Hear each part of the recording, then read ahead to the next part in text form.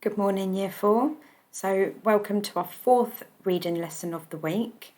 And today's learning objective is to retell the story using details from the text. So, if you could pause the video while you write today's date and learning objective in your book, please.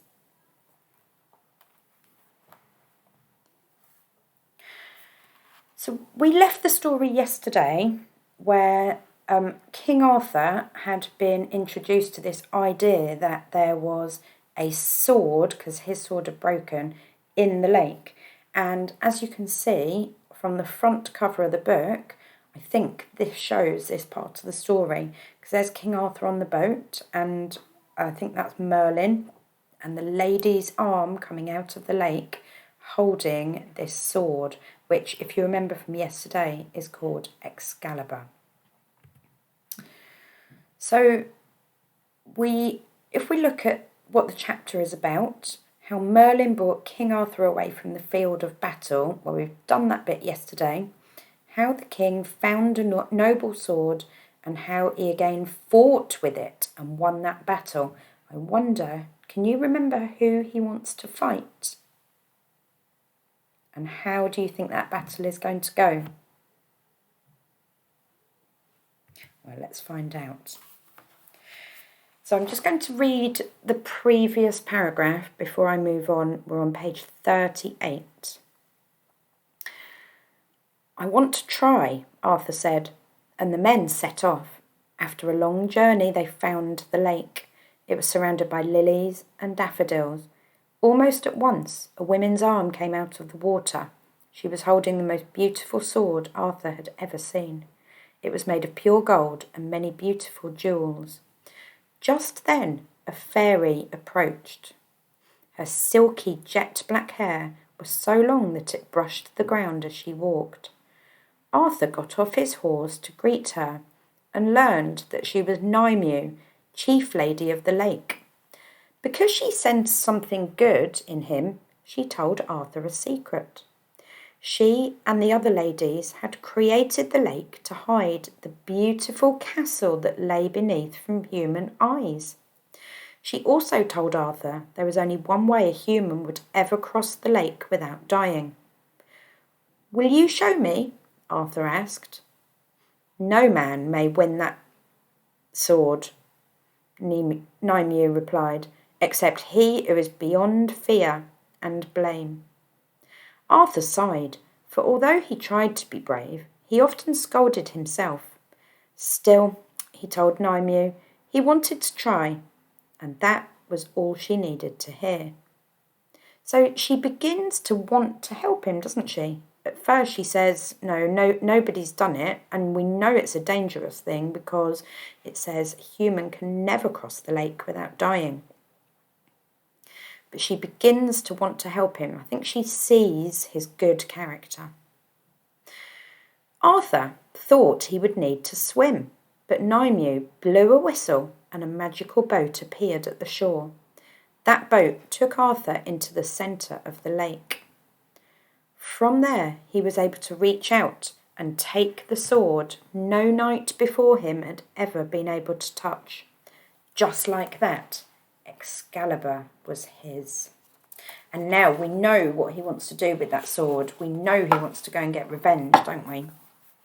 With that great sword, Arthur returned to the bridge made out of stone and beat King Pellinore. He was able to do so, in fact, without getting even so much as a single scratch. Towards the end of the fight, King Pellinore begged Arthur for mercy. So he begged Arthur to be kind and leave him alone.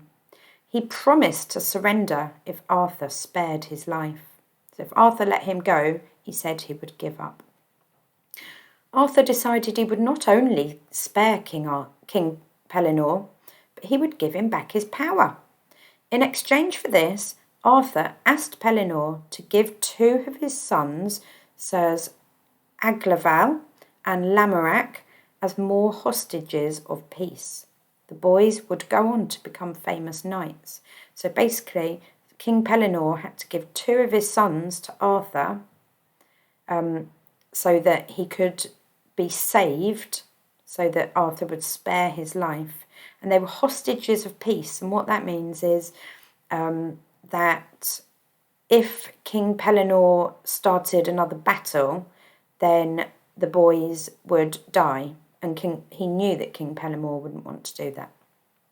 On the ride home, the wizard Merlin revealed that Excalibur's sheath, that's like the outside of the sword that you carry it along your body in, was as magical as the sword. The man who wore it would suffer no wounds in battle. Arthur was angry, feeling that this fact took away all the glory of his fight with Pellinore. So he's now realising that perhaps it wasn't him that was strong enough, it was because the sword and the sheath were protecting him. And he's a bit angry about that because he was thinking it was all his own strength that had done it. However, Merlin gently reminded him that he was not only a great knight, but a great king. His life and future belonged to his people, therefore he should not take unnecessary risks. Arthur understood, and he swore to protect both the sword and its case. Until, that is, he lost the case through the trickery of someone who should have, by all rights, been his dearest friend. But that is a story still to be told. What do we call it when a chapter finishes like that? Well done if you know. It's like a cliffhanger, and it's quite effective, isn't it? Because it makes you wonder, oh, well, he's going to lose his sword, and is that going to make him lose his power? And which friend of his is going to betray him? It's a cliffhanger. It keeps you wondering. It makes you want to read on. So it's quite an effective end to this chapter.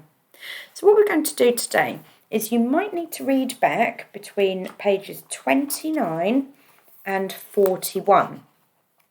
So you can have a look through it, back through the text, and reread it. And then what you're going to do is you're going to design a storyboard for this part of the story. And we've done these before in class, you should be quite familiar. So each of these boxes you'll need to draw into your book, and then draw a part of the story and the setting as well that is happening in that part of the story. And then just a couple of sentences to go with each picture. Looking forward to seeing these. I hope you've enjoyed that chapter. Quite a lot happens. You'll have lots and lots to draw and to write about. Good luck, and I'll see you tomorrow.